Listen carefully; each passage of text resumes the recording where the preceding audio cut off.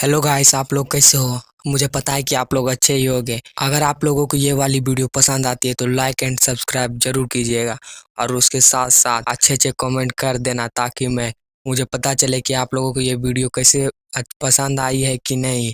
तो चलो आप लोग ये वीडियो एंजॉय करो। एपिसोड की स्टार्टिंग में हमें एक माउंटेन का सीन दिखाया जाता है जिसके चारों तरफ एक बहुत सारे स्पेल कास्ट हुए होते हैं। उस माउंटेन के नीचे एक बंदा खड़ा होता है। तभी कोई किसी का नाम बोलता है, केरविन वॉल्टेन। तभी किसी और बंदे का आवाज आता है कि मैं स्काउट डिलन बहुत लंबे समय पहले मर नहीं गया था। ये रुको, ये मेरे साथ क्या हो रहा है, ये मेरे अंदर किसकी सारी मेमोरी आ रही है। तभी कोई चिल्ला के बोलता है, केरविन वॉल्टेन। और तभी एक तेजी से चौक उड़ते हुए दिखाया जाता है, मगर एक बच्चा उसे पकड़ लेता है और वो बच्चा बहुत ज्यादा हैरान होता है। काश यही हमारा एमसी है, इसी का नाम केरविन वॉल्टेन और ये रिकार्नेट हो चुका है। तभी वो बहुत ज्यादा हैरान होते हुए सोचता है कि इस मेमोरी के अकॉर्डिंग अभी 1033वां साल चल रहा है, मतलब 15 साल बीत चुके हैं जब मैं मारा गया था। रुको, तभी फिर केरविन खिड़की के बाहर देखता है और उसे अपना स्टैचू दिखाई देता है। वो कहता है कि रुको, क्या ये मेरा स्टैचू है। तभी केरविन को कोई पीछे से बुलाता है, केरविन तुम्हारा हिम्मत कैसे हुआ। हमें दिखाया जाता है कि केरविन अभी क्लास में होता है और उस क्लास की लेक्चरर चिल्ला रहा होता है कि तुम्हारी हिम्मत कैसे हुआ कि तुम मेरे क्लास में सो चुके हो। और इधर केरविन अपने मन में सोच रहा होता है कि ये क्या है, ये मैं कहाँ हूँ, ये किसकी बॉडी है। वो बहुत ज्यादा परेशान होता है। फिर केरविन अपने आप को संभालते हुए कहता है कि मतलब मैं रिवॉर्न हो चुका हूँ। तभी लेक्चरर चिल्ला के कहते हैं कि चलो ठीक है, तुम मेरे क्वेश्चन का आंसर दो। फिर हमें अच्छे से लेक्चरर को दिखाया जाता है, लेक्चरर के बारे में बताया जाता है कि इसका नाम ब्रेकली और ये गलवाड़ा एक कल्टीवेशन एकेडमी की लेक्चरर है। फिर ब्रेकली अपना क्वेश्चन पूछती है कि हम कितने मेथड से मार्शल वेपन को रिफाइन कर सकते हैं, बताओ केरविन। इधर केरविन कुछ और ही सोच रहा होता है और उसकी नज़र कहीं और ही होती है। वो कहता है कि अपने मन में बहुत सोचता है कि ये तो बहुत ज़्यादा खूबसूरत है और इसका बहुत खूबसूरत चेहरा भी है। अगर ये अपने ऊपर एक आर्मर को पहन लेगी तो ये बहुत ज़्यादा खूबसूरत और सेक्सी दिखने लगेगी। मगर ये मार्शल मोनार्च के सेफ्ट रीजन पर ही है, मगर इससे अभी बहुत ज़्यादा दूर है मार्शल एम्परर तक पहुंचने में। फिर केरविन उसे घूर के देखने लगता है जिससे बहुत ज़्यादा वो हैरान हो जाती है और वो अपने मन में सोचने लगती है कि मैं तो मार्शल मोनार्च के सेफ्ट रीजन पर हूँ, तो इस बच्चे के घूरने से मैं इतना ज़्यादा डिस्टर्ब कैसे हो सकती हूँ। फिर ब्रेकली जोर से कहती है, जल्दी बताओ कि हम कितने तरीकों से मार्शल वेपन को रिफाइन कर सकते हैं। फिर वो अपने मन में सोचने लगती है, हो सकता है कि मैं इससे ही ज़्यादा बहुत ज़्यादा परेशान रहती हूँ, इसी कारण से मैं बहुत ज़्यादा डिस्टर्ब हो गई थी। केरविन को दिखाया जाता है, केरविन अपने कान में उंगली डालते हुए सोचता है कि ये तो बहुत ज़्यादा सिंपल है, मैं तो पिछले जन्म में रिफाइनर एम्परर रह चुका हूँ, अभी रिफाइनिंग रेलम का 9th स्टेज का। ये सब तो बहुत ज़्यादा हल्का है मेरे लिए। फिर केरविन कहता है कि हम 48 तरीकों से मार्शल वेपन को रिफाइन कर सकते हैं। इसे सुनने के बाद ब्रेकली बहुत ज़्यादा शौक हो जाती है और वहाँ के क्लास के बच्चे सब हंसने लगते हैं कि ये तो बहुत ज़्यादा डम है, इसे इतना भी नहीं पता है, लगता है ये अभी भी सो रहा है। तभी दूसरा बच्चा कहता है कि लगता है ये बुक नहीं पढ़ता है, बुक में साफ साफ लिखा है कि कितने तरीकों से हम कर सकते हैं। ये तो फिर कोई और बच्चा कहता है कि ये तो वाल्सन फैमिली के लिए बहुत ज्यादा कचड़ा है। तभी तभी एक बच्चा एक बुक उठा के कहता है, लूजर, तुम्हें लगता है कि तुम बुक नहीं पढ़ते हो, यहाँ देखो मिस्टर हॉर्नबाई ने अपने बुक में साफ साफ लिखा है कि हम 36 तरीकों से ही मार्शल वेपन को रिफाइन कर सकते हैं। तभी केरविन कहता है, वो हॉर्न बाय ब्रैड, उसकी हिम्मत कैसे हुई कि जो स्काउट डिलोन ने 12 तरीके और बनाए थे वो उसको भूल कैसे सकता है। तो गाइस मैं बता देता हूँ कि स्काउट डिलोन इसके पुराने जन्म का नाम है, जो ये पुराने जन्म में मार्शल एम्परर हुआ करता था, तब इसका नाम स्काउट डिलोन था। और अभी जिस बंदे की अभी बॉडी में है उसका नाम केरविन वॉल्टेन है। तो गाइस कहानी की तरफ आगे बढ़ते हैं। तो केरविन ने हॉर्नबाई की बेइज्जती किया था, जिससे सुनकर ब्रेकली बहुत ज्यादा गुस्से से उसकी तरफ देखने लगती है और कहती है कि तुमने क्या कहा। केरविन की बात सुनकर वहाँ के सारे बच्चे हंसने लगते हैं। एक बच्चा कहता है कि ये लगता है पनिशमेंट के डर से ये सारी बातें बना रहा है। तभी कोई बच्चा कहता है, इसकी हिम्मत कैसे हुई हॉर्नबाई को फुल नेम से बुलाने की। तभी तीसरा बच्चा कहता है कि ये इम्पॉसिबल है, ओन बाय स्कॉट डिलन के डिसेबल रह चुके हैं। ये हो ही नहीं सकता है कि वो ऐसी मिस्टेक कर सके। ब्रेकली इतने सारे हल्ले को सुनकर बहुत ज्यादा गुस्से में अपने हाथ को बजाड़ती है और कहती है कि सभी लोग शांत हो जाओ। ब्रेकली के डर से सारे बच्चे शांत हो जाते हैं। फिर ब्रेकली स्कॉट डिलन यानी अपने एमसी के बारे में बताते हुए कहते हैं कि मिस्टर डिलन एक इनविंसिबल मार्शल एम्परर थे। वो पूरे मार्शल कॉन्टिनेंट के थर्ड रैंक पर आते थे। यानी गाइस फर्स्ट और सेकंड पर भी कोई महान मार्शल एम्परर होगा जो मिस्टर डिलोन यानी आपने एमसी से भी ज्यादा पावरफुल होगा। फिर ब्रेकली और बताते हुए कहते हैं कि मिस्टर डिलोन एक रिफाइनर एम्परर भी थे जो रिफाइनिंग रिलम के 9th स्टेज तक भी पहुंच चुके थे। मिस्टर डिलोन बहुत ही अच्छा रिफाइनिंग जानते थे, इसी कारण से वो 9th स्टेज तक पहुंच गए और उसके साथ साथ 12 तरीके और बनाए थे जिससे हम अपने वेपन को रिफाइन कर सकते हैं। और ब्रेकली अपने मन में सोचती है कि ये केरबिन को ये सारी बातें कैसे पता है, ये तो बहुत ज्यादा सीक्रेट बात है जो बहुत कम लोगों को पता है। ब्रेकली की ये सारी बातें सुनने के बाद वहाँ के सारे बच्चे बहुत ज्यादा हैरान हो जाते हैं और एक बच्चा कहता है लेकिन टेक्स्ट बुक में तो ये सब नहीं लिखा है। तो फिर ब्रेकली कहती है कि वह जो 12 मेथड्स है वो इम्पॉसिबल है ऑर्डिनरी पीपल्स के लिए मास्टर करना, जिसके कारण से मिस्टर हॉर्नबाय ने उन्हें टेक्स्ट बुक में नहीं लिखा है। ब्रेकली अपने मन में सोचती है कि मैंने सुना था कि केरबिन के पास मार्शल आर्ट का टैलेंट भी नहीं है, यहाँ तक कि वो इतना बड़ा हो चुका है अभी तक उसने अपने आप का चक्रा भी ओपन नहीं किया। शायद हो सकता है कि उसके पास रिफाइनरी का टैलेंट है। लेकिन अगर ये एक रिफाइनर बने तो इसकी वैल्यू मार्शल आर्टिस्ट से भी ज्यादा होगी, अगर ये एक रिफाइनर बनता है तो। फिर ब्रेकली केरविन को कहती है कि तुम अपने आप को महान मत समझने लगना कि कुछ किताबें पढ़ने के बाद। चलो मुझे बताओ कि क्रिस्टल सैंड का यूज रिफाइनिंग प्रोसेस में क्यों किया जाता है, जल्दी मुझे बताओ। और हाँ केरविन, अगर तुमने इस क्वेश्चन का आंसर दे दिया तो तुम्हें अगली बार से मेरी क्लास लेने की कोई जरूरत नहीं है। इस बात को सुनने के बाद सारे बच्चे बहुत ज्यादा हैरान हो जाते हैं और एक बच्चा कहता है कि लगता है मिस्टर ब्रेकली बहुत ज्यादा गुस्से में है। केरविन इधर कहता है कि पता नहीं ये इतना ज्यादा सिंपल क्वेश्चन क्यों पूछ रही है, और केरविन बताने लगता है कि क्रिस्टल सैंड जरूरी नहीं है रिफाइनिंग में। अगर कोई बंदा मटेरियल्स को फ्यूज नहीं कर पाता है तो उसी के लिए ये क्रिस्टल सैंड के को यूज करना पड़ता है। फिर बेकली पूछने लगती है कि लेकिन उसको ऐड करने के बाद भी कुछ रिफाइनिंग प्रोसेस फेल क्यों हो जाते हैं। केरविन इसका भी जवाब देते हुए कहता है कि क्रिस्टल सैंड एक वाटर एलिमेंट है और उसे फायर एलिमेंट के साथ रिफाइन नहीं किया जा सकता है। इसके सुनने के बाद ब्रेकली बहुत ज्यादा हैरान हो जाती है, कहती है ओ ये बात है। फिर ब्रेकली कहती है कि ये लो मेरा दूसरा क्वेश्चन, अगर हम रेड कॉपर को ब्राइट गोल्ड के साथ फ्यूज करेंगे तो क्रिस्टल सैंड से उसका इफेक्ट कैसे हम रिमूव कर सकते हैं। केरविन इस क्वेश्चन को सुनने के बाद कहता है कि हम क्रिस्टल सैंड को अशुद्ध मानकर उसे समान विधि के द्वारा हम उसे रिमूव कर सकते हैं। केरविन की ये बात सुनने के बाद भी ब्रेकली बहुत ज्यादा हैरान हो जाती है और कहती है ओ ये बात है, तो इसी कारण से मैं हर बार फेल हो जाती थी। फिर ब्रेकली अपने मन में सोचती कि इसने तो बहुत ज्यादा सिंपल मेथड से सारे सवालों का आंसर दे दिया, मगर इसकी आंखें देखो, मुझे लगा कि ये सारे क्वेश्चन को ये बहुत ज्यादा फालतू समझ रहा है, ये सारे क्वेश्चन का जवाब देना ये फालतू समझता है क्या। इसको लगता है कि ये बहुत ज्यादा महान है, मगर गाइस इसको पता नहीं कि ये खुद स्कॉट डिलन है, महान रिफाइनर। ब्रेकली क्लास से बाहर जाते हुए कहते केरविन तुम मेरा क्लास जरूर करोगे और तुम अभी खुद अपने आप सेल्फ स्टडी करो। उसके बाद के ब्रेकली वहां से चली जाती है। ब्रेकली को ऐसे जाते देखकर क्लास का एक लड़का कहता है कि क्या मिस ब्रेकली ने सिर्फ एडवाइस लेने के लिए केरविन से क्वेश्चन पूछा था। फिर हमें केरविन का सीन दिखाया जाता है। केरविन क्लास से बाहर जाने लगता है और कहता है मुझे इस क्लास में पढ़ने की कोई भी जरूरत नहीं है, और केरविन क्लास के बाहर चला जाता है और क्लास के बच्चे केरविन को देखते ही रह जाते हैं। तभी क्लास का एक लड़का कहता है कि क्या किसी को पता है क्या कि केरविन इतना बुद्धिमान कैसे हो चुका है। फिर एक पर्पल हेयर वाला लड़का कहता है हे गाइस किसी को आइडिया है क्या, क्या हो सकता है कि केरविन एक रिफाइनर जीनियस हो। फिर एक और लड़का कहता है इस वर्ल्ड में मार्शल आर्टिस्ट से भी ज्यादा रिफाइनर की डिमांड है, ये हो ही नहीं सकता कि केरविन एक रिफाइनर जीनियस हो। कोई लड़का कहता है कि हाँ तुम सही कह रहे हो, वो तो बस एक लूजर है।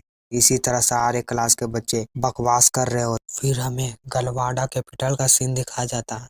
फिर हमें केरविन को दिखाया जाता है जो कैपिटल में घूम रहा होता है। केरविन अपने मन में सोचता है, मेरा बेवकूफ डिसाइपल होर्नबाय अब यहाँ का बेस्ट रिफाइनर बन चुका है, जो पहले मेरे समय में बहुत ज्यादा बेवकूफ हुआ करता था। केरविन फिर अपने स्टैचू को देखने लगता है और सोचने लगता है कि क्या स्टैचू मेरे लिए उसने बनवाया है, ये तो बहुत सोचने वाली बात है। मगर मैं स्काउट डिलन 15 साल के बाद अब रिकार्नेट हो चुका है केरविन वाल्टन के रूप में। तभी केरविन एक टावर के सामने रुक जाता है और कहता है कि ये रहा गलवाडा कैपिटल का रिफाइनरी टावर। केरविन अपने आप को देखते हुए सोचता है कि ये बॉडी बहुत ही वीक है, यहाँ तक कि इसने अभी तक अपना चक्रा को भी ओपन नहीं किया है। इतना एज होने के बाद भी ये बहुत ही बड़ा लूजर था। मैं अपना लास्ट लाइफ में सुप्रीम मास्टर एम्परर रह चुका हूँ। मैं पूरे वर्ल्ड में मार्शल आर्ट के मामले में 3rd रैंक पर आता था। मुझे अपनी सारी स्ट्रेंथ को दोबारा से रीगेन करना होगा, तभी जाके मैं पूरी दुनिया को फिर से डोमिनेट कर पाऊंगा। फिर केरविन रिफाइनरी टावर में जाने लगता है और कहता है कि मुझे पहले होर्नबाय को खोजना होगा, उसके बाद ही मैं अपने वीक बॉडी को दोबारा कल्टीवेट कर पाऊंगा। फिर हमें रिफाइनरी टावर के सामने में एक स्टोन को दिखाया जाता है, उस पर लिखा होता है कि ये रिफाइनरी यूनियन का गलवाडा ब्रांच है और इस टावर को 1001 साल में बनाया गया है। मगर इस लाइफ में मैं पिछले लाइफ से भी ज्यादा कल्टीवेशन को अचीव करूंगा, तभी जाके मैं दोबारा से इस वर्ल्ड के टॉप पर आ पाऊंगा। फिर केरविन रिफाइनरी टावर के अंदर जाने लगता है और सोचता है कि मुझे कुछ ही सालों के अंदर मेरी सारी पावर को दोबारा से रीगेन करना होगा, लेकिन उससे पहले मुझे इस बॉडी की मेलेडियंस को ओपन करना होगा, तभी जाके मैं अपनी पावर को रिगेन करना होगा। मगर उससे पहले मुझे अपने डिसाइपल होर्नबाय को ढूंढना होगा, उसके बाद मैं अपने मेलेडियंस को ओपन कर पाऊंगा। फिर हमें रिफाइन टावर के अंदर का सीन दिखाया जाता है। वहाँ बहुत सारे लोग होते हैं और केरविन के पास एक लड़की आके उसका वेलकम करती है और कहती है कि क्या आपको किसी चीज़ की मदद चाहिए। हमें इस लड़की के बारे में बताया जाता है, ये रिफाइन टावर की रिसेप्शनिस्ट होती है। इस लड़की का नाम लिज है। तभी केरविन कहता है कि मैं होर्नबाय को ढूंढ रहा हूँ, क्या है होर्नबाय यहाँ पर ही है। तभी लिज कहती है, आपका मतलब है कि मिस्टर होर्नबाय जो यहाँ के फॉर्मर लीडर हैं। केरविन कहता है, फॉर्मर लीडर मतलब वो यहाँ पर अब काम नहीं करता है। लिज कहती है, हाँ मिस्टर होर्नबाय पिछले 20 साल पहले यहाँ के लीडर थे। केरविन सोचने लगता है कि मैं तो होर्नबाय को ढूंढ रहा था ताकि वो मुझे कुछ पील्स दे सके, ताकि मैं अपना ब्रेक थ्रू कंप्लीट कर सकूं। उसके बाद मैं अपना मेलेडियन भी ओपन कर सकता था। फिर केरविन अपनी पिछली लाइफ के बारे में बताने लगता है कि मैं स्काउट डिलन इतना इज्जतदार मार्शल आर्टिस्ट जो पूरे मार्शल वर्ल्ड में जीनियस रिफाइनर के नाम से जाना जाता था। मैं 9th स्टेज का रिफाइनर जीनियस था। उसके बाद भी मैं रिफाइनर यूनियन का 7th एल्डर भी बन चुका था। मैं एक हेवन रिलम का मार्शल आर्टिस्ट था। मेरे से पूरी दुनिया डरती थी। मैं इतना पावरफुल मास्टर आर्टिस्ट था कि पूरी दुनिया में मुझसे कोई भी टक्कर लेने के लिए लायक नहीं था। उसके बाद भी मेरे डिसाइपल भी पूरी दुनिया में फेमस थे। उस मेरे डिसाइबल से भी पावरफुल कोई पूरी मार्शल वर्ल्ड में नहीं था। लेकिन अब मैं कुछ भी नहीं हूँ, सिर्फ एक लूजर हूँ जिसने अभी भी अपना मेलेडियंस भी ओपन नहीं किया। अब मुझे शुरुआत से स्टार्ट करना होगा। ये लड़का भी 15 साल का हो चुका है, अभी तक इसने मेलेडियंस को भी ओपन नहीं किया। पता नहीं कि मैं कैसे अपने ओल्ड पीक पर पहुंच पाऊंगा। चलो छोड़ो, मैं पहले अपने मेलेडियंस को पहले ओपन करता हूँ। फिर केरविन कहता है कि मैं तुम्हें एक रेसिपी राइट करके देता हूँ, क्या तुम मुझे ये आइटम्स फाइंड करके मुझे दे सकती हो। फिर लीज उसे एक पेपर देने लगती है, कहती है हाँ तुम इस पर लिख दो, मैं तुम्हें वो आइटम्स दे दूंगी। फिर लीज को पीछे से बुलाता है और कहता है कि लीज तुम किससे बात कर रही हो। उधर केरविन उस रेसिपी को लिख रहा था। फिर हमें उस बुलाने वाले को दिखाया जाता है। वो कहता है कि मिस्टर विल्सन तुम्हें ढूंढ रहे हैं। हमें इसके बारे में बताया जाता है कि ये रिफाइनर यूनियन का एक रिफाइनर है, इसका नाम जोनास डोड है। केरविन उसे रेसिपी लिख के दे देता है और लीज कहती है कि मिस्टर डोड इस यंग मैन को मेरी मदद चाहिए कुछ आइटम्स को ढूंढने में। उसके बाद मैं मिस्टर बिलियंस के पास चली जाऊंगी। तभी मिस्टर डोड लीज से वो पेपर छीन लेता और कहता है कि मुझे ये देखने दो। तभी केविन उसे देखने लगता है और कहता है कि ये तो रिफाइनिंग रिलम का फर्स्ट स्टेज का रिफाइनर है। तभी मिस्टर डोड उस रेसिपी वाले पेपर को मचोड़ के फेंकने लगता है और कहता है कि ये तो सिर्फ एक कचरा है, और उसे फेंक देता है, जिसे देखकर केविन को बहुत ज्यादा गुस्सा आने लगता है और अपने मन में सोचता है कि अगर मैं किसी भी रेसिपी को लिख देता हूँ तो वो प्राइजलेस होता है। इस इडियट की हिम्मत कैसे हुई कि मेरे रेसिपी वाले पेपर को फेंक सके। केविन ये सारी बातें सोचते हुए अपने ओरे को रिलीज कर रहा था। तभी मिस्टर डोड कहता है कि तुम लीज मिस्टर विल्सन से जाकर अभी तुम मिलो, और लीज डर से वहां से जाने लगती है। मिस्टर डोड केविन से कहता है कि ये बच्चों के लिए जगह नहीं है, तुम यहाँ से चले जाओ। केविन गुस्से में कहता है, तो तुम डोड हो, क्या मैं सही कह रहा हूँ? तुम्हें सिर्फ 7 दिन के लिए फर्स्ट स्टेज में ब्रेक थ्रू मिला है ना? मिस्टर डोड कहता है कि नहीं, सिर्फ 5 दिन बचे हैं और तुम मुझे मिस्टर डोड बुला सकते हो। केविन उधर कहता है कि क्या तुम्हें लगता है कि तुम फर्स्ट स्टेज में ब्रेक थ्रू कर पाओगे? मिस्टर डोड पीछे घूर के कहता है कि तुम्हारा मतलब क्या है?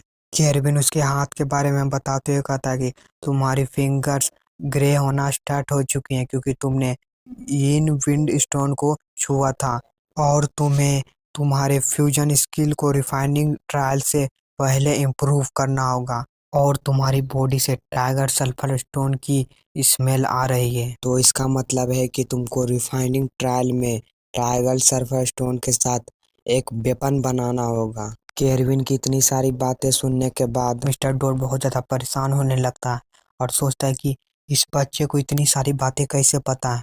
फिर मिस्टर डोड वहाँ से जाने लगता है और कहता है कि ये सारी बकवास है। फिर केविन कहता है कि तुम इसके बारे में बहुत ही कम जानते हो, और एक बात और, ब्लड फ्लेम और चीट इसके बहुत ही स्ट्रॉन्ग साइड इफेक्ट होते हैं, और मुझे पक्का पता है कि तुम्हारे एक्यू पॉइंट, जैसे कि तुम्हारे दिमाग और गले में बहुत ही ज़्यादा दर्द होता होगा। केविन की ये बातें सुनने के बाद मिस्टर डोड कांपते हुए पीछे देखता है और केविन कहता है कि ये तो बहुत अफसोस की बात है कि तुम्हारे राइट हैंड को काटना पड़ सकता है और तुम्हारे सिनेवर फील्ड भी बर्बाद हो सकता है। क्या तुम मरना चाहते हो? फिर डोड डरते हुए कहता है कि तुम मुझे डराने की कोशिश मत करो। केविन वहां से जाते हुए कहता है कि मैं तो इसका क्योर बताने जाने वाला था, चलो छोड़ो, तुमको नहीं है जानना तो मैं तो यहाँ से जाता हूँ। ये सुनने के बाद मिस्टर डोड बहुत ज्यादा हैरान हो जाता है और तेजी से आके केविन को पकड़ लेता है और केविन से पूछने लगता है कि रुको केविन, मुझे जल्दी बताओ कि मैं इसको क्योर कैसे कर सकता हूँ। तभी मिस्टर डोड पीछे चला जाता है। दिखाया जाता है कि केविन गुस्से से मिस्टर डोड को घूर रहा होता है, इसी कारण से डोड पीछे चला जाता है। डोड बहुत ज्यादा परेशान होते हुए सोच रहा होता है कि इसके यहाँ शार्प आइज को देखो, ये कितने गुस्से से मुझे घूर रहा है, मगर ये तो बहुत छोटा बच्चा है, ये मुझे कैसे डरा सकता है। फिर मिस्टर डोड तमीज से केविन को ग्रीट करता है और कहता है प्लीज मुझे इसका क्योर बता दो। ये सारी चीजों को देखने के बाद वहाँ के सारे लोग हैरान हो जाते हैं। एक बंदा कहता है कि ये सब क्या चल रहा है, मैंने तो ऐसा कभी नहीं देखा। एक बंदा कहता है कि मिस्टर डोड उस बच्चे के सामने ग्रीट क्यों कर रहे हैं। तभी केविन कहता है कि मेरी रेसिपी कहाँ है। ये सुनने के बाद मिस्टर डोड तेजी से जाकर, जो मिस्टर डोड ने पहले रेसिपी को फेंक दिया था, वो जल्दी से जाकर उसको उठाकर केविन के पास ले आते हैं। ये सारे नज़ारे को देखने के बाद वहाँ के लोग और हैरान हो जाते हैं। भाई यहाँ पे क्या हो रहा है? भाई यहाँ पे क्या हो रहा है? Sorry sorry sorry. फिर केविन उस रेसिपी वाले पेपर को ले लेता है और उसमें अपना नाक पोंछने लगता है। केविन अपने नाक को पोंछने के बाद उस पेपर को अपने मुट्ठी में दबाकर उस मिस्टर डोड की तरफ फेंकते हुए कहता है कि इस पेपर में जितने भी आइटम्स के नाम लिखा हुआ है, हर आइटम 10-10 होना चाहिए, और जब तुम सारे आइटम्स को जमा कर लोगे तो तुम मेरे कल्टीवेशन एकेडमी आ जाना, और हाँ, याद रखना मेरा नाम केविन वॉल्टन है। ये सारी बातें सुनने के बाद मिस्टर डोड खड़े ही जम जाते हैं। केविन फिर कहता है, और हाँ मिस्टर डोड, तुम खुद ही सारे आइटम को इकट्ठा करके मेरे पास लेके आओ। तभी केविन अपनी ऑरा को रिलीज करने लगता है और फिर कहता है कि तुम इसे खुद मेरे पास लेके आओगे। केविन के ऑरा को देखने के बाद डोड तो स्टन हो जाता है और फिर केविन वहां से घुर जाता है और जाते हुए कहता है कि तुम्हारे हाथ सिर्फ 3 दिन तक और काम कर सकते हैं, अगर इससे ज्यादा लेट हुआ तो तुम्हारे हाथ को काटना पड़ सकता है। केविन की इतनी डरावनी बातें सुनने के बाद मिस्टर डोड तो बहुत ज्यादा डर जाता है और डरते हुए कहता है कि सिर्फ 3 दिन, मगर मैंने तो इसमें बहुत सारे चीजों के नाम भी नहीं सुना है, और मुझे कैसे पता चलेगा कि तुम झूठ नहीं बोल रहे हो। केरविन कहता है कि तुम एक होशियार आदमी हो, मुझे पक्का पता है कि तुम जरूर पता कर लोगे। और हाँ, मैं एक मेडिसिन बता रहा हूँ, उसे ले लेना। पहले लूनर लीफ और कैनियन जिनसेंग उसको मिलाकर ले लेना, ताकि तुम्हारे 3 एक्यू पॉइंट्स काम करेंगे और उसके साथ तुम्हारे हाथ 2 दिन तक और काम कर सकते हैं। और तुम सर्वाइव जरूर करना, ताकि तुम मेरे पास जल्दी सारे आइटम्स को लेके आ पाओ। केरविन ये बात कह के वहां से चला जाता है और तभी डोड सभी लोगों को गुस्से से देखता है जो वहां तमाशा देख रहा था, और सभी डर से वहां से चले जाते हैं। इधर डोड तो बहुत ज्यादा गुस्से में होता है और गुस्से में सोच रहा होता है कि इस बच्चे के पास तो मार्शल आर्ट और रिफाइनरी का भी टैलेंट नहीं था, तब भी मैं इसके पास इतना नर्वस कैसे फील कर रहा था। फिर डोड अपने दांत खींचते हुए कहता है कि केरविन वॉल्टेन, तुम थोड़े दिन और एंजॉय कर लो, उसके बाद जब मुझे क्योर मिल जाएगा तो मैं सबसे पहले तुम्हें ही मारूंगा। फिर हमें दूसरी जगह का सीन दिखाया जाता है जहाँ पर रिलीज होती है। एक बंदा कहता है कि क्या वो सिर्फ एक टीनेजर था। इस बंदे के बारे में बताया जाता है कि इसका नाम विल्सन है, ये रिफाइनिंग रिलम का सेकेंड स्टेज का रिफाइनर है। विल्सन कहता है कि क्या सिर्फ एक टीनेजर ने तुमसे हैकी बेरी और व्हाइट लोटस मांगा था। लिज कहती हाँ, वो सिर्फ एक 15-16 साल का लड़का था। विल्सन कहता है कि spiritual crane root, white phoenix dragon lotus, ये सब तो मार्शल आर्टिस्ट अपने स्ट्रेंथ को डेवलप करने के लिए यूज करते हैं। उस टीनेजर बच्चे ने इसमें उसको क्यों लिखा होगा। फिर लिज कहती है कि और उसने ink feather, ghost flower, Yama underworld fruit, vacuum milk, Shiva flower and flying fairy buddy ऐसा कुछ और मांगा था। फिर विल्सन कहता है कि उस बच्चे का नाम क्या था, क्या हम किसी भी तरीके से उससे कांटेक्ट कर सकते हैं। लिज कहती है नहीं। इधर लिज बहुत ज्यादा कंफ्यूज होती है, वो सोच रही होती है कि मिस्टर विल्सन उस बच्चे में इतना ज्यादा इंटरेस्ट क्यों ले रहे हैं, वो बच्चा कौन है। फिर लिज कहती है कि मैं तो पिछले 3 साल से रिफाइंड यूनियन में काम कर रही हूँ, मैंने तो इतने सारे आइटम के नाम भी नहीं सुना है। फिर विल्सन कहता है कि मैंने भी इनमें से बहुत सारे हर्ब्स के नाम नहीं सुना है, लेकिन मुझे फीलिंग हो रहा है कि ये मार्शल आर्टिस्ट के कल्टीवेशन में बहुत ज़्यादा हेल्पफुल होंगे और उनकी कल्टीवेशन को इम्प्रूव करेगा। उसके साथ साथ ये बहुत ज़्यादा वैल्यूबल भी होगा। लिज कहती है ओ, तो मिस्टर विल्सन ने भी बहुत सारे इनमें से हर्ब्स के नाम नहीं सुना। फिर विल्सन कहता है कि इसमें बहुत सारे हर्ब्स को मिलाने में बहुत ज़्यादा परेशानी होती है, और मुझे अब तो पता भी नहीं है कि इन हर्ब्स को मिलाते कैसे और इनका काम क्या होता है। फिर विल्सन लिज से कहता है कि अगर वो लड़का तुम्हें दोबारा दिखाई दे तो उसे जल्दी से मेरे पास ले आना। लिज कहती है ठीक है, मैं अगर वो लड़का दिखाई देगा तो मैं आपके पास उसे ले आऊंगी। फिर सीन कट होता है और हमें केरविन का सीन दिखाया जाता है। केरविन गलवाडा के सड़कों पर घूम रहा था और केरविन सोच रहा था कि हाँ, वो डोड तो सही कह रहा था कि उन आइटम को ढूंढना तो बहुत ज़्यादा कठिन होगा, मगर मुझे दूसरों पर भरोसा नहीं करना है, मुझे दूसरा रास्ता ढूंढना होगा उन सारे आइटम्स को ढूंढने के लिए। तभी केरविन अपनी जेब से एगो रिंग निकालता और कहता कि ये तो केरविन की रिंग है। और फिर केरविन उस रिंग को पहन लेता है, और जब केरविन उस रिंग के अंदर देखता है तो उसमें सिर्फ दारू की बोतलें, पैसे और क्या सिर्फ कचरा भरा होता है। तब फिर केरविन उस रिंग से एक तलवार को निकाल लेता है और कहता है कि सिर्फ ये ब्लैक सोड ही मेरे काम का है, बाकी सारा चीज तो उसमें कचरा भरा था। इसी कारण से केरविन इतना ज्यादा कमजोर था। और केरविन कहता है कि इसका वजन तो शायद 36 पाउंड है और इसलिए बहुत ज़्यादा हैवी है। इस सोड को देखने के बाद मुझे मेरे स्टार ब्रेकिंग सोड की याद आ रही है, पता नहीं वो कहाँ होगा। फिर केरविन उस स्वॉर्ड को अपने कंधे पर रखता है और कहता है कि जब तक मैं अपना 7 चक्रा ओपन नहीं कर लेता तब तक मैं इस ब्लैक स्वॉर्ड का यूज करूंगा।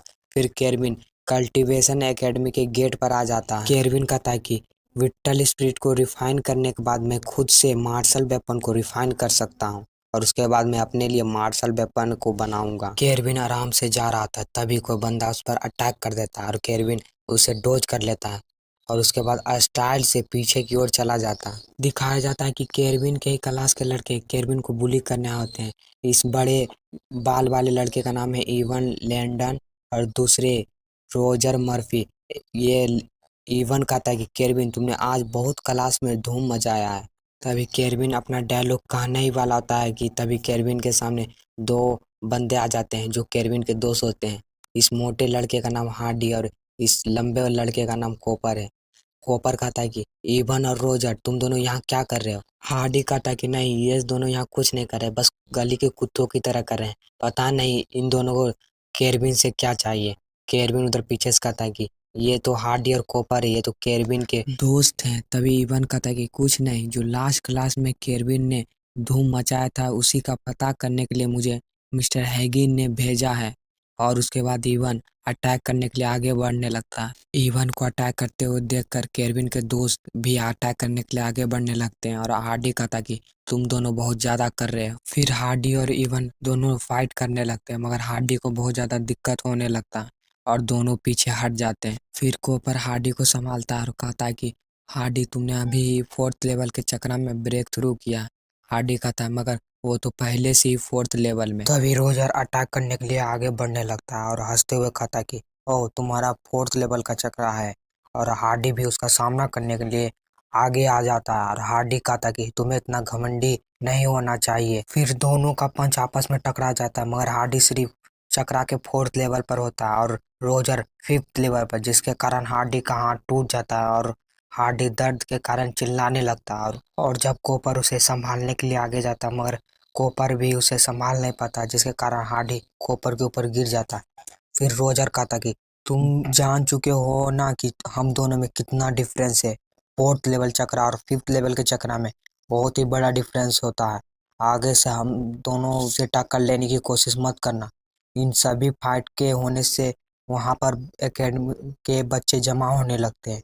भीड़ में कोई कहता है ये दोनों तो हमारे एकेडमी के सबसे पावरफुल बच्चों में से एक है। तभी इवन कहता कि क्यों ना तुम दोनों यहाँ से चुपचाप चले जाओ। तभी कोई चिल्लाते हुए कहता कि मैं भी देखती हूँ कि तुम लोग हमें यहाँ कैसे भगाते हो। दिखाया जाता है कि यह सब बात एक लड़की कह रही होती है। इस लड़की के बारे में बताया जाता है कि इसका नाम रीवा माल्टेज है और ये गलवाडा कैपिटल की प्रिंसेस है। प्रिंसेस रीवा तीनों को बचाने के लिए सामने आ जाती है और रीवा कहती है कि किसकी हिम्मत हुई कि केरबिन को बुली कर सके। केरबिन अपने मन में बोलता है कि ये तो गलवाडा कैपिटल की प्रिंसेस रीवा है और ये केरबिन को बचाने के लिए उन दोनों से लड़ चुकी है, तो इसका मतलब है कि केरबिन जो लूजर है अब तक बहुत ही पॉपुलर है यहाँ पर। तभी इवन कहता कि प्रिंसेस, हमें इतनी हिम्मत कहाँ है जो हम आपको अपसेट कर सकते हैं, और तुम सब आज तो बहुत ज्यादा लकी हो। यह कहने के बाद इवन और रोजर वहां से जाने लगते हैं। तभी पीछे से केरबिन कहता है मेरे फ्रेंड को पीटने के बाद तुम लोग यहाँ से इतनी आसानी से जाना चाहते हो। तभी इवन इस बात को सुनने के बाद पीछे देखता है और कहता है कि ओ लूजर, क्या तुझे कोई प्रॉब्लम है। गाइस, इवन की इस चेहरे को देखने के बाद मुझे किसी बंदे की याद आई है, आप उसे देख सकते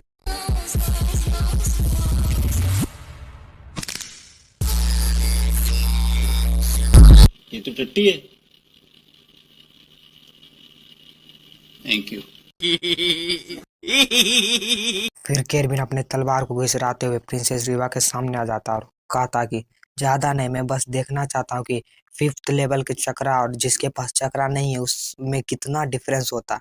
गाइस, केरबिन का सीधा कहने का मतलब है कि वो रोजर से फाइट करना चाहता है और उसको अच्छी तरह से धोना चाहता है। केरबिन की यह बात सुनकर सभी लोग तो हैरान हो जाते हैं और रोजर तो फाइट करने के लिए तैयार हो जाता है, मगर इवन रोजर को रोक देता और कहता कि चलो ठीक है, मगर कैसा रहेगा कि तुम पहले 4th लेवल के चक्रा के पावर को फील करो।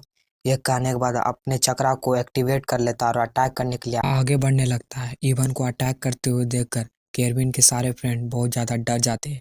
तभी हमें डोंग की आवाज आती है और हमें सभी के चेहरों को दिखाया जाता है जो बहुत ज्यादा हैरान होता है। तभी हमें दिखाया जाता है कि डोंग की आवाज कहाँ से आई होती है। केरबिन ने तो इवन के अंडे ही फोड़ देता है, जिसके कारण बेचारा बहुत ज्यादा दर्द में होता है और उसके दर्द भरे आवाज को भी हमें सुनाया जाता है।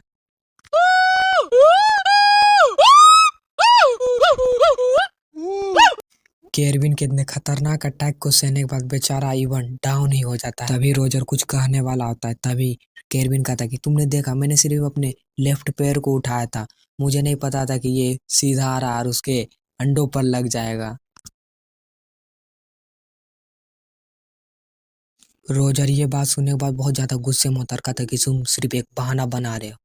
और वहाँ के सारे एकेडमी के बच्चे कहने लगते हैं कि ये क्या हो रहा है, ये सब तो उसने सिर्फ अपने पैर को उठाया था। फिर रोजर अपने 5th लेवल के चक्रा के पावर को एक्टिवेट करता है और कहता है अब तुम कुछ भी करने वाले हो, मगर अब तुम बहुत बड़े डबल में हो। रोजर को अपने पावर को एक्टिवेट करते हुए देखकर केरविन के दोस्त बहुत ज्यादा डर जाते हैं और तभी रोजर केरविन पर अटैक कर देता है और कहता है कि मैं भी तुम्हारे अंडे को फोड़ने वाला हूँ, जैसे कि तुमने इवन के अंडे को फोड़ दिया। रोजर को अटैक करते हुए देखकर केरविन के दोस्त बहुत ज्यादा डर जाते हैं और केरविन को बचाने के लिए आगे बढ़ने लगते हैं। तभी केरविन अपने स्वॉर्ड को आगे बढ़ाता है और दोनों के पावर आपस में टकराते हैं और वो वहाँ पर बहुत ज्यादा पावर रिलीज हो रहा होता है, जिसे देखकर केरविन के दोस्त बहुत ज्यादा डरे हुए होते हैं और केरविन की चिंता कर रहे होते हैं।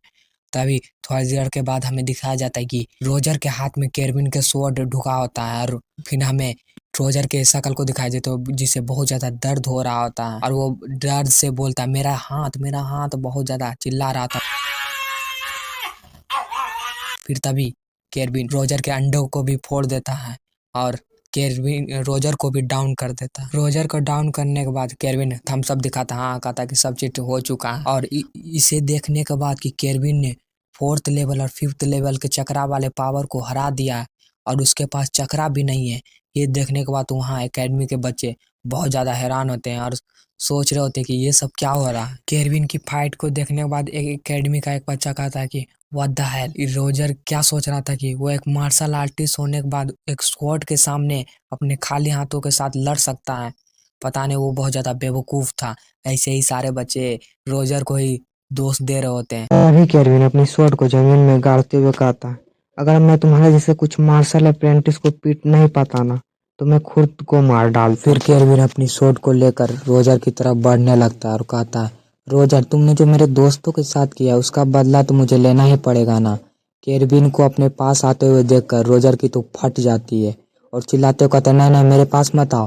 तभी केरविन उसे जोर से लात मार देता है और रोजर इवन दोनों घिसड़ाते हुए जाके पीछे वाली दीवार से टकरा जाता है। उन दोनों के टकराने से दीवार भी पूरा टूट जाता है और हमें रोजर के अंडों को दिखाया जाता है जिसके पूरी तरह से आमलेट बन गए होते हैं। केरविन को रोजर के अंडे फोड़ते हुए देखकर वहाँ के सारे बच्चे भी डर जाते हैं और अपने अंडे को बचाने लगते हैं। तभी वहाँ पर कॉपर आता है और केरविन से कहता है कि क्या तुमने सारे अपने मेरिडियंस और चक्रा को ओपन कर लिया है। केरविन के पीछे दिखाया जाता है हार्डी सभी बच्चों को वहाँ से भगा रहा होता है और कह रहा होता है कि यहाँ पर शो खत्म हो चुका है, जल्दी से यहाँ से चले जाओ। और केरविन कहता है कि नहीं नहीं मैंने अपने मेरिडियंस और चक्रा को अभी तक ओपन नहीं किया है। तभी हार्डी शोक होते हुए कहता है, क्या मगर तुमने तो दोनों को पीट डाला, कैसे किया ये। केरविन कहता है कि हाँ ये तो बहुत आसान था, वो दोनों पागल लोगों को मारना। वो दोनों ने तुमको बहुत ज्यादा तंग किया था इसलिए मैंने उसको अच्छी तरह से पीट डाला है। हार्डी कहता हाँ तुमने बहुत सही किया, यह बहुत अच्छा किया। और हमें प्रिंसेस रीवा को दिखाया जाता है जो केरविन को देखकर बस टुकुर टुकुर देखते रहती है। हमें प्रिंसेस रीवा को दिखाया जाता है जो केरविन को देखकर बहुत ज्यादा हैरान होती है और केरविन को कहती है, केरविन तुमने ऐसा क्यों किया, तुम्हें पता ही है ना इवन और रोजर तुम्हारे लिए बहुत ज्यादा दुश्मनी रखता है। मुझे डर है कि ये लोग इन चीजों को बहुत ज्यादा आगे बढ़ा सकते हैं। तभी केरविन कहता है, अगर इन लोगों ने ऐसा करने का कोशिश भी किया। तभी केरविन अपनी स्वॉर्ड को ऊपर उठाता है और रोजर के बीच में मार देता है और केरविन हंसते हुए कहता है कि अगर इन लोगों ने ऐसा करने का कोशिश भी किया तो मैं इन लोगों के पूरे मैनहुड को ही काट डालूंगा। देख रहे हो ना केरविन के कितने उच्च विचार है। तभी केरविन कहता है, ठीक है मैं अपने डोमेट्री वापस जा रहा हूँ। केरविन को इतनी आराम से वापस जाते हुए देखकर प्रिंसेस रीवा तो बहुत ज्यादा गुस्से में होती है, चिल्लाते हुए कहती है कि क्या तुम पागल हो, तुमने इतना बड़ा बवाल खड़ा कर दिया और तुम एक्टिंग ऐसे कर रहे हो जैसे तुमने कुछ किया ही नहीं है। तभी प्रिंसेस रीवा के पीछे कॉपर आ जाता है और कॉपर कहता है, आप चिंता मत करो, अगर कोई एकेडमी के अंदर असैसिनेट करने की कोशिश भी करता है केरविन उसे आराम से संभाल लेगा। तभी हार्डी कहता है, वैसे भी कल्टीवेशन एकेडमी के अंदर कोई भी आउटसाइडर मर्डर करने की कोशिश भी नहीं कर सकता है, लेकिन मार्शल अप्रेंटिस कल्टीवेशन एकेडमी में मर्डर कर सकता है और कल्टीवेशन एकेडमी उसे कुछ भी नहीं कहेगा। तभी प्रिंसेस रीवा कहती है, तुम्हारा मतलब है कॉर्नर। हार्डी कहता, हाँ तुमने सही कहा, सभी लोगों को पता है कि इवन कॉर्नर्स की टीम में है, वो पक्का ही कुछ न कुछ करने की कोशिश जरूर करेगा। और मैंने सुना है कि कॉर्नर ने अभी 7th लेवल के चक्रा में ब्रेक थ्रू किया है, वो जल्द ही मार्शल वॉरियर बनने वाला है। और तीनों लोग घबराते हुए केरविन की तरफ देखने लगते हैं और हार्डी कहता है कि मार्शल अप्रेंटिस और मार्शल वॉरियर दोनों में बहुत ही ज्यादा डिफरेंस होता है। इसके अलावा केरबिन ने तो अपना मेलिडियंस भी ओपन नहीं किया है और वो तो अभी मार्शल अप्रेंटिस भी नहीं बना। पता नहीं आगे अब क्या होने वाला है। हमें केरबिन को डोमेट्री की तरफ बढ़ते हुए दिखाया जाता है। फिर सीन चेंज होता है, हमें केरबिन को दिखाया जाता है जो डोमेट्री पहुंच चुका होता है और अपने मन में सोच रहा होता है कि मैं बहुत ज़्यादा वीक हूँ, मुझे सबसे पहले अपने बॉडी को स्ट्रेंथन करना होगा, भले ही मैंने अपने मेलिडियंस को अभी तक ओपन किया है या नहीं। फिर केरबिन अपनी स्वॉर्ड को नीचे धर देता है और कहता है कि चलो ठीक है, और अपनी बॉडी को स्ट्रेच करने लगता है और कहता है कि मैं यूज करने वाला हूँ the ultimate body cultivation method. फिर यहाँ से सीन चेंज हो जाता है और हमें राइटर की तरफ से एक छोटा सा कॉमिक मिलता है। गाइस, आप चाहते हो कि मैं इस कॉमिक को एक्सप्लेन करूँ तो बोल देना, नहीं तो मैं इस कॉमिक को छोड़ दूंगा और सिर्फ मानवा को एक्सप्लेन करूंगा। चलो फिलहाल के लिए मैं इस वीडियो में इस कॉमिक को एक्सप्लेन कर देता हूँ। राइटर कहता है कि कल्टीवेशन एकेडमी एस्पायरिंग में ब्रेक के बाद अब स्टार्ट होगा। फिर हमें एक गलवाड़ा टीवी की एक रिपोर्टर को दिखाया जाता है जो कहती है, हाय एवरीवन, हमारा नाम बेटी बा, हम एक स्पेशल रिपोर्टर बानी। चलो देखत है कि सभी लोग लॉन्ग वेकेशन के बाद कैसन दिखत है। नाडिया सबसे पहले क्लास टीचर के पास जाती है और कहती है कि क्या तुम्हारा वेट गेन हो चुका है। नाडिया कहती है, क्या तुम सेमेस्टर का क्रेडिट लेने आई हो। नाडिया ने मना कर दिया, मगर उसके दांतों में बहुत ज्यादा मिठाई लगा हुआ था। लगता है वो लॉन्ग वेकेशन में बहुत ज्यादा मिठाई खाया करती थी। फिर रिपोर्टर कॉपर और हार्डी के पास जाती है और कहती कि क्या तुम्हारा भी वेट गेन हो चुका है। हार्डी कहता है कि मेरा मुंह बंद रखना ही बहुत ज्यादा अच्छी बात होगी। कॉपर तो कुछ कहता ही नहीं है। राइटर कहता है कि कॉपर कितना भी खा ले मगर वो कभी भी मोटा हो ही नहीं पाएगा, और हार्डी तो हमेशा की तरह गोल मटोल ही है। फिर रिपोर्टर बेटी इवन के पास जाती है और कहती है कि एक्सक्यूज मी, क्या आपका भी वेट गेन हो चुका है। हमें इवन को दिखाया जाता है जिसके अलग ही शौक होते हैं। आपको पता ही गाइस कि केरबिन ने इसके अंडे फोड़ दिए थे। लगता है इसी के सदमे के कारण इसको अलग अलग शौक चढ़ चुका है और रिपोर्टर भी देख के बहुत ज्यादा हैरान होती है। फिर हमें राइटर कहता है कि जब से केरबिन ने इवन के अंडे फोड़ दिए उसके पास एक स्पेशल हॉबी आ चुकी है कि वो उसको अलग ही शौक चढ़ चुका है। फिर हमें रिपोर्टर इवन को दिखाया जाता है। रिपोर्टर बहुत तेजी से भाग रही होती है और उसके पीछे इवन स्वॉर्ड लेके पड़ा होता है और इवन कह रहा होता है कि जल्दी से वो फिल्म मुझे दे दो जो तुमने रिकॉर्ड किया है। और रिपोर्टर कह रही थी कि मेरे पास मत आओ, मेरे पास मत आओ। फिर हमें केरबिन को दिखाया जाता है जो अपना वर्कआउट कर रहा होता है और राइटर कहता है कि केरबिन ने पूरा वेकेशन सिर्फ कल्टीवेशन करने में ही ध्यान लगाया था। और गाइस, ये छोटा सा कॉमिक यहीं खत्म होता है और फिर से मानवा स्टार्ट होता है और मैं मानवा को अब एक्सप्लेन करने वाला हूँ। केरबिन कहता है कि मार्शल वर्ल्ड में एक बार मार्शल इवेंट हुआ था, उनमें से 10 लोग सबसे स्ट्रॉन्गेस्ट मार्शल आर्टिस्ट थे। उन लोगों ने मार्शल एम्परर का टाइटल जीता था। वो लोग मार्शल एंड स्ट्रेंथ में सबसे ऊपर थे, मगर उन 10 में से भी सबसे ऊपर जिसके पास द अल्टीमेट मार्शल एम्परर का टाइटल है उसका नाम केथ जोनस था। ये जो अल्टीमेट बॉडी कल्टीवेशन मेथड का मैनुअल है वो केथ का ही है, मगर मुझे ये संयोग से मिल गया था। ये दुनिया का सबसे पावरफुल बॉडी कल्टीवेशन मेथड है। पिछले टाइम जब मुझे ये मिला था इसका यूज करने से पहले ही मैं मारा गया था। अब ये सही समय है कि मैं इसका यूज करूं। फिर केरबिन उस कल्टीवेशन को स्टार्ट कर देता है, अपनी बॉडी को पूरी तरह से स्ट्रेच कर देता, मगर केरबिन को इस पोजीशन में रहने में बहुत ही ज़्यादा कठिनाई हो रही होती है और केरबिन धड़ाम से नीचे गिर जाता है और हाँफने लगता है। ये कल्टीवेशन मेथड बहुत ही ज़्यादा इंसेन है। ये मेरी पूरी बॉडी को तोड़ रहा है और मुझे बहुत ही ज़्यादा दर्द हो रहा है। इसलिए मुझे आश्चर्य नहीं है कि केथ इतना ज़्यादा पावरफुल कैसे था। अभी तो मैंने स्टार्ट किया है, इस ऑलरेडी मुझे इतना ज़्यादा दर्द हो रहा है। केरबिन फिर से खड़ा होते हुए कहता है, इस कल्टीवेशन के साथ मैं तो अपना चक्रा ओपन नहीं कर सकता, लेकिन मार्शल एम्परर तक कल्टीवेट जरूर कर सकता हूँ। तभी केरबिन थोड़ा सा शांत हो जाता और कहता, अपने आप को मोटिवेट करते हुए कहता है कि मैं टॉप मार्शल एम्परर में 3rd नंबर पर आता था। मेरे पास टैलेंट, करेज, डिटरमिनेशन, मेरे पास सब कुछ है, मैं कर सकता हूँ। इतना कहने के बाद वो फिर से अल्टीमेट कल्टीवेशन मेथड को स्टार्ट कर देता है और हमें इस फॉर्म का नाम पता चलता है। इसका नाम सनलाइट फॉर्म है। इस फॉर्म को मेंटेन रखने में केरबिन की बहुत ज्यादा चड्डी फटने लगती है और वो फिर से दीवार से जाकर टकरा जाता है और उसके मुंह से खून भी आने लगता है। फिर केरबिन अपने मुंह से खून को पोंछता है और कहता है कि केथ इस तरीके से इस बॉडी कल्टीवेशन को करता था, अगर केथ कर सकता है तो मैं भी कर सकता हूँ क्योंकि मैं उससे ज़्यादा बेटर हूँ। फिर केरबिन फिर से उस बॉडी कल्टीवेशन को स्टार्ट करता है और कहता है कि सनलाइट फॉर्म। सीन चेंज होता रहा, हमें दूसरे दिन का सीन दिखाया जाता है। केरविन कल्टीवेशन एकेडमी के ग्रेविटी जोन में ट्रेनिंग करने आया होता है। तभी केरविन कहता है चलो ठीक है, अब मैं ग्रेविटी जोन में अपनी बॉडी को और ताकतवर बना सकता हूँ। जिसने भी ये ट्रेनिंग मेथड रखा है वो बहुत ही ज़्यादा बढ़िया काम किया है। और गाइस जब केरविन वहाँ के सारे बच्चों को देखता है तो उसको अपने पुराने दिनों की याद आने लगती है। और केरविन कहता है कि मैं अपने पुराने दिनों को याद कर रहा हूँ, जब मैं एक ऑर्डिनरी मार्शल आर्टिस्ट हुआ करता था बहुत सालों पहले। उन दिनों में हमें ग्रेट मार्शल आर्टिस्ट की लेजेंडरी स्टोरियाँ सुनाई जाती थी और दिन रात सिर्फ कल्टीवेट करने को कहा जाता था। इसी कारण से मेरे दिमाग को भी बहुत ज़्यादा पावर की ज़रूरत है। और जब केरविन वहाँ के सभी बच्चों को देखता है और अपने मन में कहता है कि यहाँ के अधिकतर बच्चे जो यहाँ पर कल्टीवेशन करने आए हैं वो अधिकतर गरीब फैमिली से आते हैं। फिर केरविन 10 फोल्ड ग्रेविटी रूम के टेलीपोर्टर के पास पहुँच जाता है और अपने मन में कहता है मुझे सबसे पहले बेसिक ग्रेविटी रूम से स्टार्ट करना चाहिए, जिसका प्रेशर 10 गुना नॉर्मल प्रेशर होगा।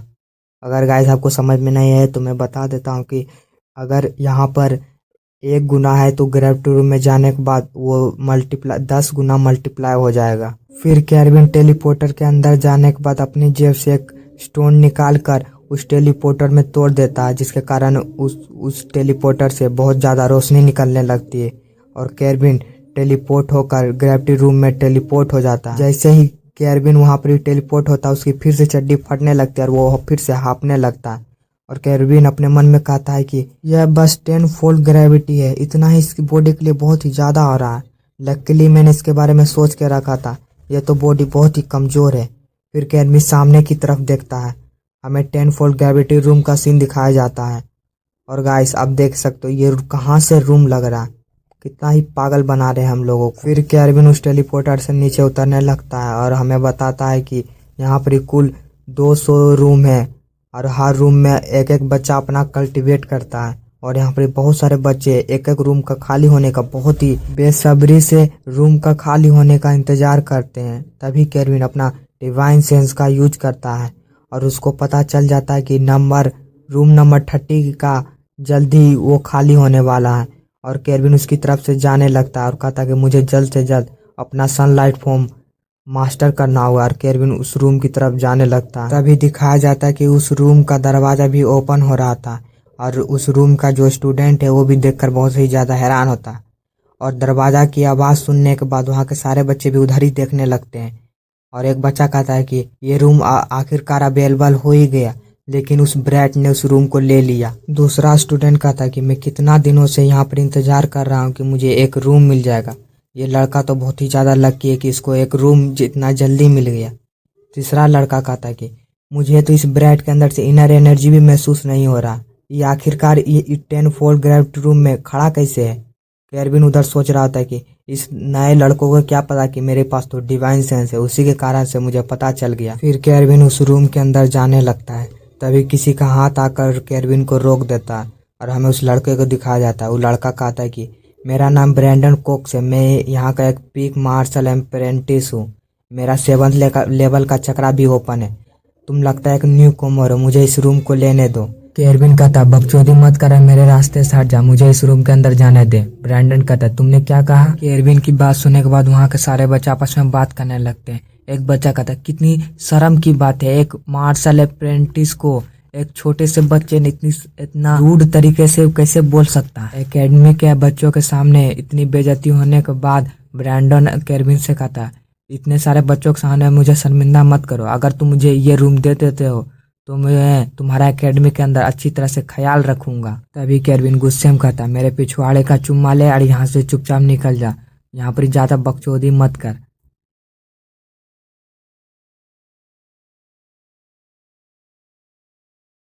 शर्मनाक बात सुनने के बाद ब्रैंडन को तो पूरी तरह से हवा निकल जाती है और वो पागल की तरह हंसने लगता है और कहता है तुम बहुत ही ज़्यादा बोल रहे हो, तुम्हारे पास तो इनर एनर्जी भी नहीं है और तुम इतनी हिम्मत के साथ ऐसा बोलने की कोशिश कर रहे हो। और फिर ब्रैंडन एक फाइटिंग के पोज में आ जाता है और उसके पीछे एक फायर वाला टाइगर बन जाता है। और ब्रैंडन कहता है कि आज मैं तुम्हें कुछ रूल्स सिखाने वाला हूँ कि कैसे बड़े लोगों से बात किया जाता है। और गाइस यहाँ से एक छोटा सा कॉमिक स्टार्ट होता है जो राइटर ने एक साइड की तरह से फनी वे में दिया है।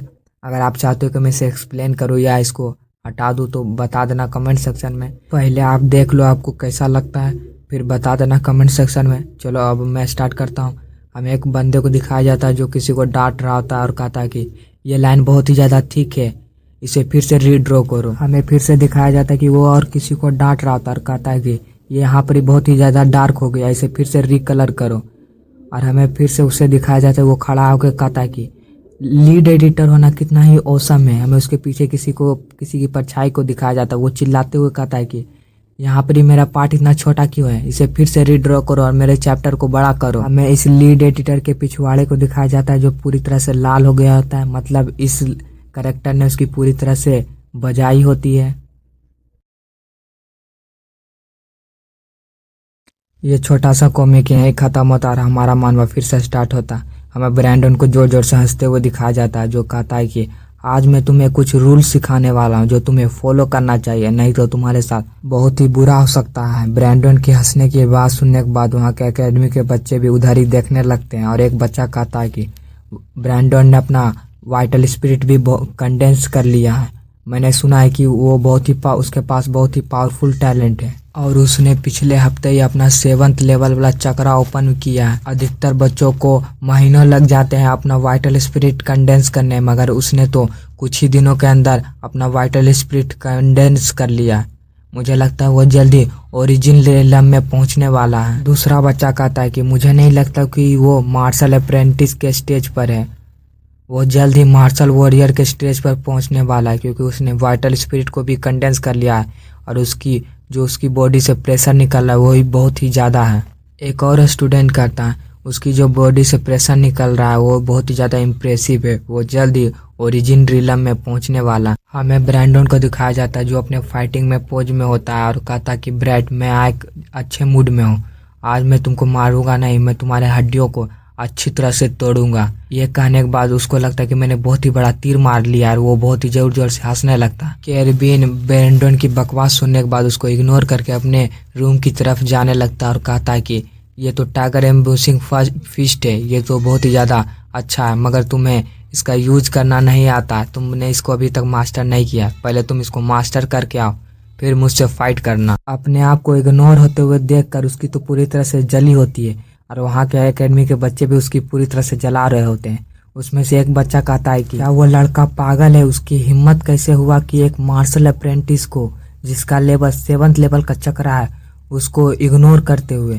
दूसरा बच्चा कहता है कि हमको नहीं लगता कि वो उसे मॉक कर रहा है, वो बहुत ही ज़्यादा एक घमंडी है। तीसरा बच्चा कहता है कि चलो देखते हैं कि एक मार्शल अप्रेंटिस को इरिटेट करने का क्या परिणाम होता है। तभी ब्रैंडन अपने हाथ में पावर इकट्ठा करके केरविन पर अटैक कर देता और कहता आज मैं तुम पर मर्सी नहीं दिखाने वाला हूँ, आज तुम मरने वाले हो। ऐसे ब्रैंडन को अटैक करते हुए देखकर केरविन भी अपने फाइटिंग के पोज में आ जाता है, जिसे देखकर तो ब्रैंडन भी बहुत हैरान होता है और अपने मन में कहता है ये सब क्या चल रहा है, क्या वो इंतजार कर रहा था मेरे अटैक करने का, लेकिन मेरे फिस्ट के पावर से एक जगह पर वो लॉक नहीं हो गया था, क्या मेरे को ट्रिक कर दिया गया। हमें केरविन को दिखाया जाता है जो हंस रहा होता है और इधर ब्रैंडन अपने मन में सोच रहा होता है कि ये मुझे कैसा महसूस हो रहा है, क्या ये मेरे पंच करने का इंतजार कर रहा था, मगर ये मुझे मार नहीं सकता क्योंकि मैं एक पीक मार्शल अप्रेंटिस हूँ, कोई फर्क नहीं पड़ता कि इसने मुझे ट्रिक कर दिया, मैं इसे अपने खाली हाथों के साथ मार सकता हूँ। तभी केरविन उसके हाथों को पकड़ लेता है, जिसे देखकर ब्रैंडन की तो हवा ही निकल जाती है। तभी केरविन ब्रैंडन को अपनी ओर खींचकर उसके पेट में अपनी कूनी को जोर से मारता है, जिसके कारण ब्रैंडन दूर चला जाता है। अभी केरविन कहता है कि मेरी बॉडी बहुत ही वीक है, नहीं तो इसको मैं अपने एक ही पंच में मार देता, लेकिन मैंने इसके आर्म को बहुत ज़्यादा डैमेज कर दिया। इस फाइट को देखने के बाद एकेडमिक बच्चे आपस में बात करने लगते। एक बच्चा कहता है कि अभी तुमने देखा अभी यहाँ पर क्या हुआ। दूसरा बच्चा कहता है कि ब्रैंडन का पंच बहुत ही ज़्यादा स्ट्रॉन्ग है, वो किसी भी स्टोन को टुकड़े टुकड़े कर सकता है, लेकिन ये बहुत ही ज़्यादा अजीब बात है कि उस लड़के के पास तो इनर एनर्जी भी नहीं है, क्या वो एक हिडन मास्टर हो सकता है। देख रहे होगा इस एक बच्चे ने सही अंदाज़ा लगाया है कि केरविन एक हिडन मास्टर है और हमें इधर ब्रैंडन को दिखाया जाता है जो अपने मन में सोच रहा होता है कि इस ब्रैस्ट के पास तो कुछ इनर एनर्जी भी नहीं है, लेकिन इसके पास तो बहुत ही खतरनाक टेक्निक है, अगर इसके पास स्ट्रेंथ होता तो इसने तो मुझे पूरी तरह से डिस्ट्रॉय कर दिया होता। तभी कोई ब्रैंडन को पीछे से कहता, ब्रैंडन इस बात को भूल जाओ, तभी ब्रैंडन कहता नोरमा बस मुझे 5 मिनट दो, मैं इस ब्रैड से तुम्हारे लिए ये ग्रेविटी रूम ले लूँगा। देख रहे हो गाइस, लड़की के चक्कर में ये ब्रैंडन केरविन से फाइट कर रहा था, अपने लिए नहीं मगर किसी लड़की के लिए रूम ले रहा। फिर हमें उस लड़की को दिखाया जाता है, वो लड़की कहती है चलो छोड़ दो, इसी लड़के ने सबसे पहले इस ग्रेविटी रूम को लिया। हमें इस लड़की के बारे में बताया जाता है, इसका नाम नोरमा ललॉयड है, ये कल्टीवेशन एकेडमी के स्टूडेंट है। तभी केरविन कहता है ये तो तुम हो, लगता है गाइस केरविन इस लड़की को जानता है। तभी नोरमा कहती है मुझे नहीं लगा था अगर तुम स्ट्रेंथ को पाने में फेल कर जाओगे उसके बाद तुम टेक्निक को कल्टीवेट करना स्टार्ट कर दोगे। ये तो बहुत ही अच्छा मूव था जो तुमने ब्रैंडन पर इस्तेमाल किया था, लेकिन इसका कोई फायदा नहीं है। स्ट्रेंथ के बिना तुम सिर्फ एक आई कैंडी हो। आई कैंडी का मतलब गाइस जैसे मनोरंजक या आकर्षक जोकर टाइप जो सिर्फ सभी लोगों को हंसाता है। तभी केरविन मुस्कुराते हुए कहता है हाँ तुम सही कह रही हो। नोरमा कहती है तुम कभी भी मुझे हरा नहीं पाओगे क्योंकि हर रोज हम दोनों के बीच में जो पावर गैप है वो बढ़ता ही जा रहा है। तभी ब्रैंडन कहता है नोरमा क्या तुम इसे जानती हो? तभी नोरमा कहती है तुम तो वाटसन फैमिली के यंग मास्टर हो, अगर तुम कल्टीवेट ना भी करो तुम्हारा फ्यूचर बहुत ही बढ़िया है, क्यों ना तुम कल्टीवेट करना छोड़ दो। नोरमा की बात सुनने के बाद ब्रैंडन बहुत ही ज्यादा खुश हो जाता है और कहता है क्या ये वाटसन फैमिली का यंग मास्टर है जो हमारे एकेडमी के अंदर ट्रेस नाम से फेमस है। नोरमा की बात सुनने के बाद वहाँ के एकेडमी के बच्चे भी आपस में बात करने लगते हैं। एक बच्चा कहता है इसी कारण से मैं इसकी इनर एनर्जी को महसूस नहीं कर पा रहा था। एक और स्टूडेंट कहता है मैंने सुना है कि यहाँ तक के रिफाइनर यूनियन के रिफाइनर्स भी इसकी मदद नहीं कर सकते। एक और बच्चा कहता है विदाउट स्ट्रेंथ ये बस एक ट्रैश है, नो मैटर इसके पास कितना पैसा क्यों ना हो। एक और स्टूडेंट कहता है मैंने सुना था कि एक बार ये नोरमा के पीछे पड़ गया था, ये नोरमा से प्यार करता था और एक दिन केरविन ने इसे प्रपोज कर दिया और नोरमा ने उसे मना कर दिया। दूसरा स्टूडेंट कहता हाँ नोरमा तो एक फेमस ब्यूटी है, ऑफ कोर्स ये केरविन के साथ नहीं रह सकती जो एक फेमस कचड़ा है। अभी केरविन अपने मन में सोचता है मेरे अवेकनिंग से पहले केरविन इस लड़की के पीछे पड़ा था। हमें केरविन की यादों में दिखाया जाता है जहाँ केरविन नोरमा को प्रपोज कर रहा था। नोरमा कहती है मेरा हस्बैंड बहुत ही ज़्यादा टफ होगा, तुम्हारे जैसा लूजर नहीं, तुम कितना भी अमीर क्यों ना हो तुम तो सिर्फ एक मार्शल ट्रेस हो, अगर तुम मुझे एक दिन हरा दोगे तो हो सकता है मैं तुझे कंसीडर करने लगूँ। इधर केरविन अपने मन में सोच रहा होता है कि इसको लगता है गलत फहमी हुई है, किसी को भी नहीं पता कि मैं तो स्काउट हूँ जो केरविन के बॉडी में रिकार्नेट हुआ है। हमें ब्रैंडन को दिखाया जाता है जो जोर जोर से हंस रहा होता है और कहता है तुम जैसा लूजर नोरमा को प्रपोज करने का हिम्मत किया, तुम तो लगता है दिन में ही सपने देखते हो। इस बात को कहने के बाद जब ब्रैंडन केरविन की तरफ देखता है वो बहुत ज्यादा घबराने लगता है।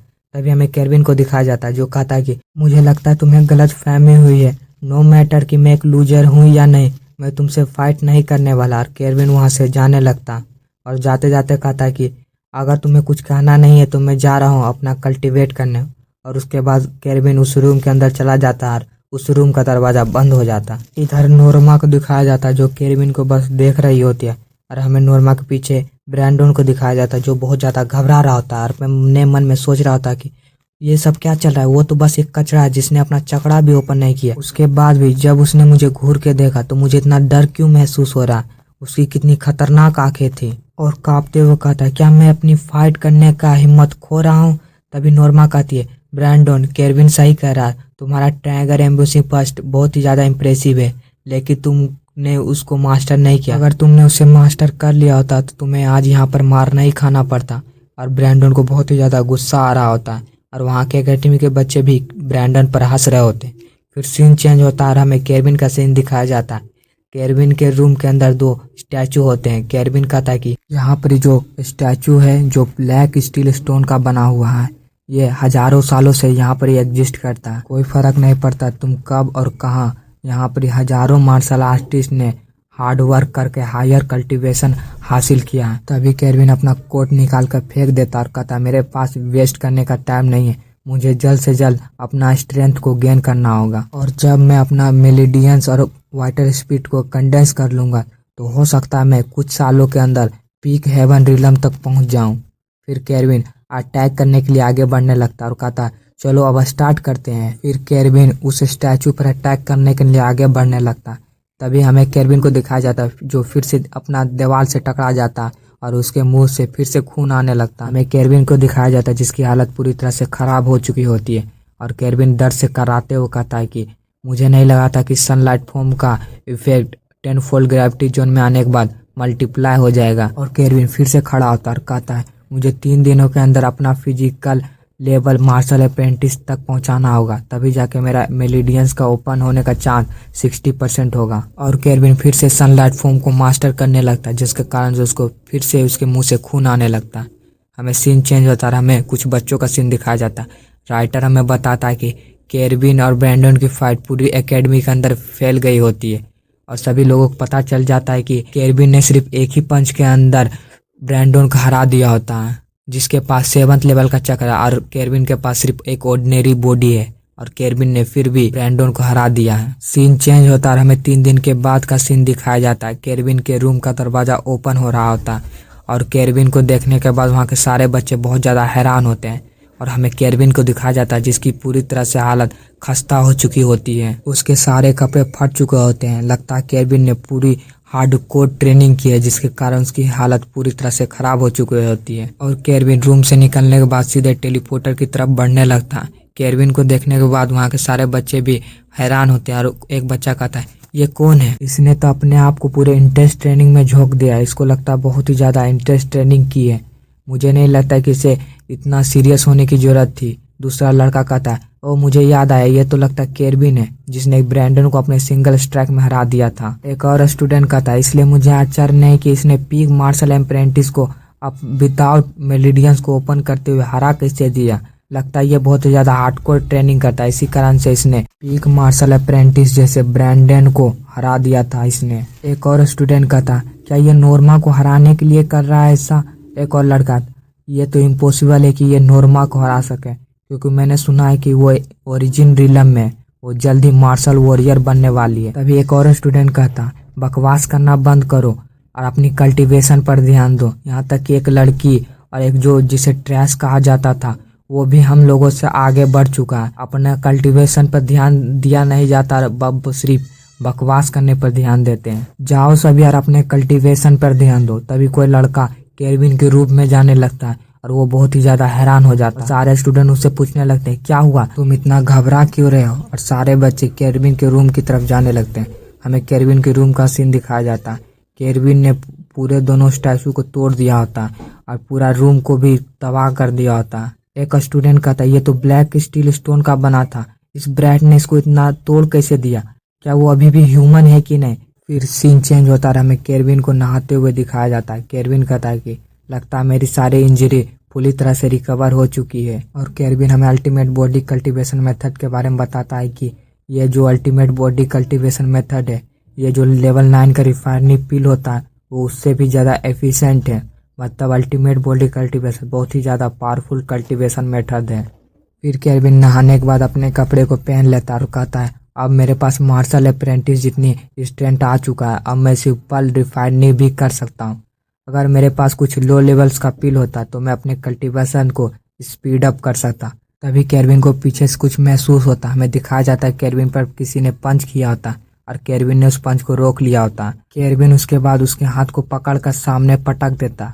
दिखाया जाता है कि वो हार्डी होता है। हार्डी रोते हुए कहता है केरविन ये मैं हूँ, तुमने ऐसा क्यों किया? केरविन हार्डी को देखने के बाद बहुत ज्यादा हैरान होता और हार्डी रोते हुए कहता तुमने तो मेरे हाथ को तोड़ दिया। केरविन कहता ये मेरी गलती नहीं है, तुमने ही पीछे से मेरे पर अटैक किया था। तभी हार्डी बहुत ज्यादा रोने लगता और कहता तुमने तो मेरा हाथ को तोड़ दिया। तभी केरविन उसके हाथ को पकड़ता और कहता तुम यहाँ पर क्या कर रहे हो? तभी हार्डी कहता मुझे लगा तुम बहुत ज्यादा अजीब एक्टिंग कर रहे हो, मैं चाहता था कि मैं तुम पर कुछ टेस्ट करूं। वैसे केरविन तुम बहुत ज्यादा स्ट्रांग हो चुके हैं, क्या तुमने अपना चक्रा ओपन कर लिया है? केरविन कहता नहीं, मैंने अभी तक अपना चक्रा ओपन नहीं किया। केरविन की बात सुनने के बाद हार्डी बहुत ज्यादा हैरान होता। हार्डी कहता क्या तुमने अभी तक अपना चक्रा ओपन नहीं किया?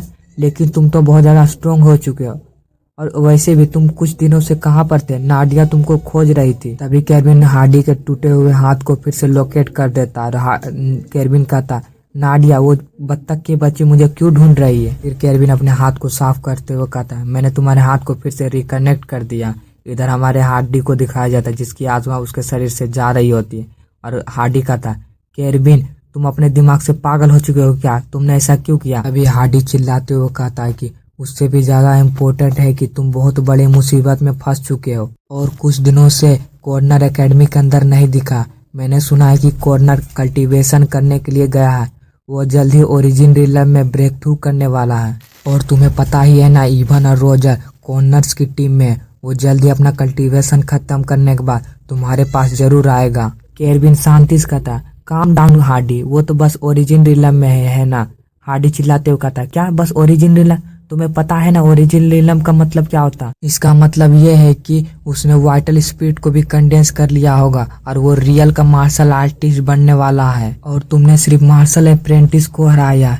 मार्शल अप्रेंटिस और मार्शल वॉरियर में बहुत ही ज्यादा फर्क होता है। और मैं, प्रिंसेस रीवा और कोपर, हम तीनों कुछ दिनों से तुम्हारे बारे में बहुत ही ज्यादा चिंता कर रहे हैं और तुम बस बोल रहे हो कि ओरिजिन रिलम। केरबिन अपने मन में कहता है कि कॉर्नर बुलिस का लीडर है, वो हरदम केरबिन को बुली करता रहता है। केरबिन हार्डी को पेट करते हुए कहता, इससे भी ज्यादा इम्पोर्टेंट एक और चीज है। हार्डी कहता, इससे भी इम्पोर्टेंट क्या है? केरबिन डरावनी हुई आवाज में कहता, तुम्हारे पास जितना भी पैसा है मुझे दे दो, क्योंकि मुझे पिल्स खरीदना है। और हार्डी उसको सारा पैसा दे देता। फिर हार्डी वहां से जाने लगता और हार्डी जाते हुए कहता, केरबिन क्या तुम्हें चिंता नहीं हो रही है? यहाँ पर 3000 लोगों में से सिर्फ 30 ही लोग मार्शल वॉरियर के स्टेज पर पहुंच पाते हैं। क्या तुम्हें इस चीज से डर नहीं लग रहा? और केरबिन हंसते हुए कहता, हाँ मुझे बहुत ही ज्यादा चिंता हो रहा है। और केरबिन उसे इशारा कर रहा था, हाँ निकलो निकलो। और वो कहता कि हाँ, मैं अगर जिंदा रहा तो मैं बाद में तुम्हें पैसे वापस कर दूंगा। और ठीक है, तुम जाओ, मेरे बारे में अब चिंता मत करो। हार्डी कहता। केरबिन बहुत ही ज्यादा आशावादी हो चुका है। केरबिन पहले से बहुत ज्यादा बदल चुका है। ये केरबिन के लिए मेरे रिस्पेक्ट बहुत ही ज्यादा बढ़ चुका। तभी हार्डी दरवाजे से उड़ते हुए आकर केरबिन के पैरों के नीचे गिर जाता है। हमें हार्डी को दिखाया जाता है जो पूरी तरह से बेहोश हो चुका होता है। और हमें फिर कोपर को भी दिखाया जाता है, जो कोपर भी पूरी तरह से अधमरा हो चुका होता है। हार्डी और कोपर की हालत देखकर केरबिन सामने की तरफ देखता और नाम लेता कॉर्नर। हमें एक कॉर्नर को दिखाया जाता है जो दरवाजे से आ रहा होता और कहता, तुम ट्रैश, तुम्हारी हिम्मत कैसे मेरे आदमियों को पीटने की? और साथ में अपने पावर को भी रिलीज कर रहा था और कहता है कि आज मैं तुम्हें पूरी तरह से क्रिपर करने वाला हूँ। और गाइस, हमें राइटर की तरफ से एक लिस्ट दिखाया जाता है कि केरबिन ने किस किस को हराया है। आप देख सकते हैं, इवन, रोजर और ब्रैंडन तीनों को हराया है। और अब लिस्ट में जुड़ने वाला है ओरिजिन रिलम।